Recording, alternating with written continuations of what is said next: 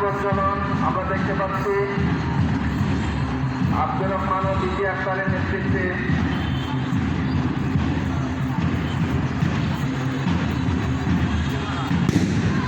মশাল প্রজ্বলন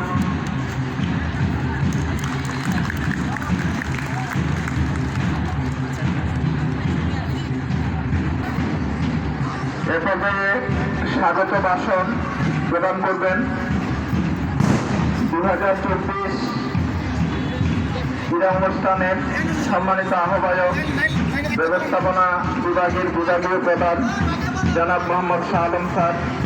আমি ওনাকে স্বাগত ভাষণ প্রদান করার জন্য আমি তোমরা লাইনে সারিবদ্ধভাবে থাকো।